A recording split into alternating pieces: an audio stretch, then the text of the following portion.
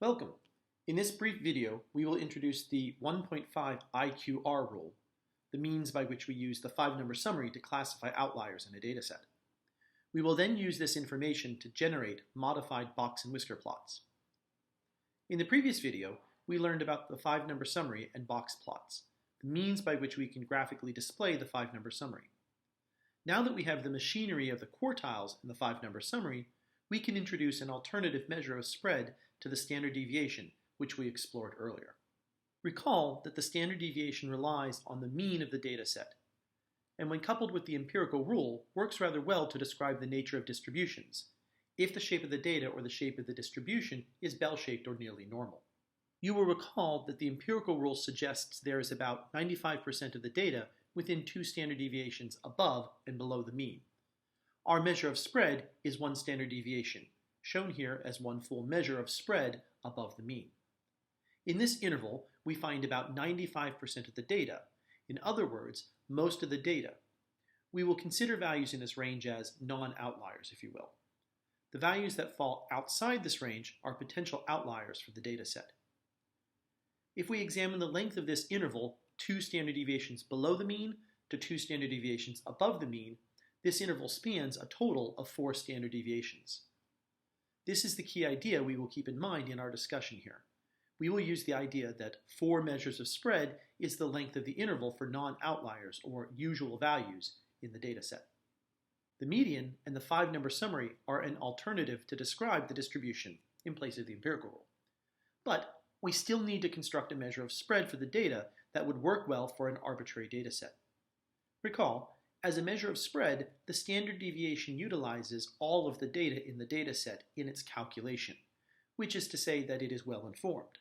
But, as we saw earlier, it is not resistant to the presence of outliers or extreme values in the dataset.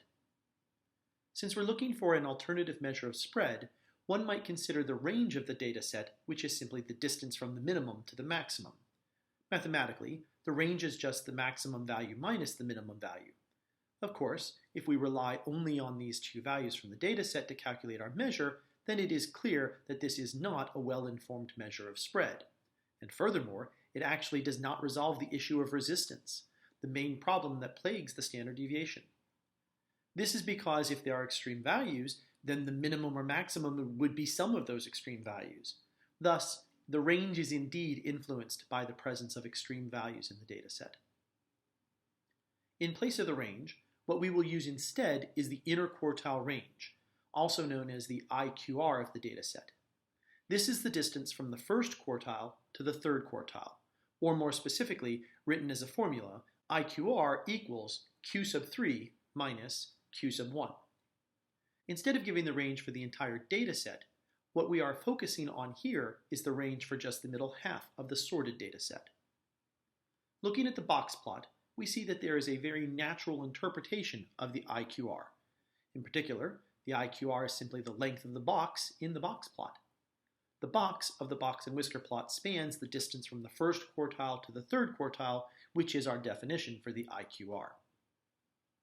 As with the range, the IQR is also an uninformed measure of spread in that it only uses 2 values from the data set in the calculation. However, unlike the range, the IQR is a resistant measure, as it is not influenced by the presence of extremely large values in the dataset. Thus, we have a resistant measure that is not well informed. Whereas the standard deviation was a well-informed measure, it most definitely was not a resistant measure of spread. So, with our new measure of spread, we lose informedness, but we gain resistance. This is a reasonable trade-off. We will now proceed to use this measure of spread to better understand the data and locate outliers within the dataset. We will do this with the 1.5 IQR rule. So let's explore the motivation for this rule. Or, better stated, let's answer the question, where does the 1.5 come from in the 1.5 IQR rule? To locate outliers using the five-number summary, we will use what is known as the 1.5 IQR rule. To understand the rationale behind this rule, we will first think back to our earlier measure of spread, the standard deviation, and how we used z-scores to classify data values as possible outliers in a dataset. The IQR is the length of the box in the box plot, which is the distance from the first quartile to the third quartile. This is our new measure of spread. Before we proceed, let's recall how we used the standard deviation as a measure of spread in relation to locating outliers. Any value that was more than 2 standard deviations above or below the mean was considered a possible outlier. As we previously saw, starting from 2 standard deviations below the mean up to 2 standard deviations above the mean is a total of 4 standard deviations. Thus, we want our quote-unquote usual values to fall in an interval that spans 4 measures of spread. So let's use that same idea here. We want a range that spans 4 full measures of our current measure of spread, the IQR. We already have one IQR present. It is the box in the box plot. Next, we will add one length of the box on each side of the box from the box plot, and this gives us a total distance of 3 IQRs, or 3 measures of spread. To get 4 whole measures of spread, we will divide one more full IQR in half and add that to both sides of this growing interval. Now we have the initial IQR, the box from the box plot, and we have added 1.5 IQR above the box, starting at the third quartile, and we subtracted 1.5 IQR below the box from the first quartile. This now gives us the proposed boundary values for non-outliers in our data set. And we now have an interval that spans a distance of 4 complete IQRs, or 4 complete measures of spread. 1.5 IQR plus 1.5 IQR plus 1 IQR gives 4 whole IQR. This interval, which expands from the original IQR, now gives a pair of boundaries that we can use to classify usual versus unusual values. That is to say, if any data points fall outside of this interval, we would consider them unusual or possible outliers. We will call these boundary values fences. Any data that falls outside of the fences will be considered outliers. Any data that falls inside the fences will be considered usual values, or will at least be considered not unusual. And this is where the 1.5 comes from. But you must always remember, the fences are a distance of 1.5 IQR above the third quartile and 1.5 IQR below the first quartile. And this is why we call it the 1.5 IQR rule. We can use the fences to redraw the box and whisker plot. We have here a modified box and whisker plot. This is a box plot that elaborates for the audience which values are possible outliers. In particular, any values that fall beyond the fences are indicated with circles or dots or stars, depending on how far away they actually are. As the extreme values are now represented by dots if they are outliers, the protocol is to extend the whiskers only out to the largest and smallest non-outlier values in the data set, that is, values that fall inside the fence. Thus, the whiskers are contained entirely inside the range of usual values, inside of the fences, and any values outside the fences are represented with dots. Here we remind the listener of the formulas for these fences. The lower fence is 1.5 IQR less than the first quartile. The upper fence is 1.5 IQR more than the third quartile. Recall from our use of the standard deviation and the empirical rule to classify data as usual or unusual with bell-shaped data. If a value was 2 standard deviations above or 2 standard deviations below the mean, it was considered an outlier. Furthermore, if the data point fell beyond 3 standard deviations above the mean or 3 standard deviations below the mean, then it was considered an extreme outlier. We would like to have a comparable protocol using the 1.5 IQR rule. Let's start with this arbitrary box plot. Using the length of the IQR, we can locate the fences for the boundaries between usual and unusual values. Any values outside of the fences are outliers. Now, we will go another 1.5 IQR beyond each of these fences. Specifically, we will go 3 IQR below the first quartile and 3 IQR above the third quartile. This will give us the next pair of fences. We call these the outer fences, and thus the first pair of fences can be called the inner fences. Any values that are beyond the outer fences are considered extreme outliers.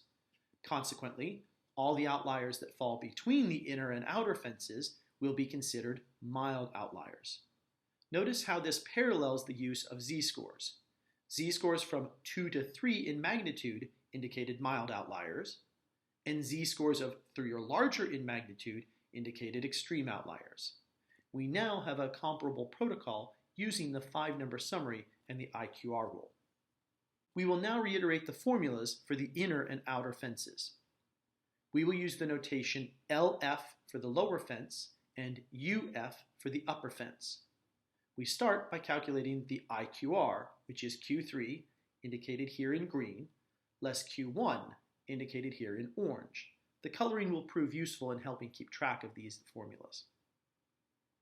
The lower fence is Q1 minus 1.5 times IQR. The upper fence is Q3 plus 1.5 times IQR. The extreme lower fence is located at Q1 minus 3 times the IQR. The extreme upper fence is located at Q3 plus 3 times the IQR. The color coding is provided here to help keep track of when you are using Q1, the first quartile, and Q3, the third quartile. You always subtract from the first quartile, extending below the initial IQR box, and you always add to the third quartile, extending above the IQR box. It is good to note that the only major difference in the formulas between the inner fences and the outer fences is that instead of multiplying by 1.5, you multiply by 3. Now, let's look at how we can further embellish the modified box plot by indicating mild and extreme outliers for an authentic data set. Here, we will work with a simulated data set representing the selling prices for artwork sold at an estate sale auction. While we will not work through the calculations of the 5-number summary, we will show the answers here. You are encouraged to pause the video and confirm that you get the same results if you are so moved. Here we have the 5-number summary obtained by calculating each of the values by hand, i.e. the medians of the lower and the upper half data sets. And here we have the results you would obtain using the by-hand percentile method. It also happens to be the case that these are the same values you would get if you used the quartile function or the percentile function in Excel or Google Sheets.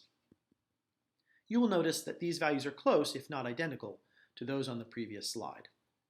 Here is a histogram for the data using a class width of 500. A jitter plot of the data is also provided below the histogram. For our purposes here, we will use the by-hand 5-number summary values, as these will result in nicer display numbers in our calculations. However, comparable results would be obtained using either set of numbers. Here we have drawn the conventional box and whisker plot, clearly indicating the 5 numbers of the 5-number summary for this data set. To convert this to a modified box plot, we need to calculate the fences. Using the values from the 5-number summary, we first locate the IQR. 1,703 less 495 is 1,208. This is our IQR, our measure of spread for this data set. Next, we calculate the inner fences. Q sub 1 less 1.5 times the IQR, and Q sub 3 plus 1.5 times the IQR. Plugging in our values, the upper fence would be 1,703, the third quartile, plus 1,812, 1.5 of the IQR, which is located at 3,515. This is less than the maximum, so there are indeed outliers in the upper half of the data set. The lower fence would be 495, the first quartile, less 1,812, which is negative 1,317. As none of the data is negative, this fence is far below the data. Thus, there are no outliers in the lower half of the data. We will also calculate the extreme upper fence, the outer fence. 1,703, the third quartile, plus 3,624.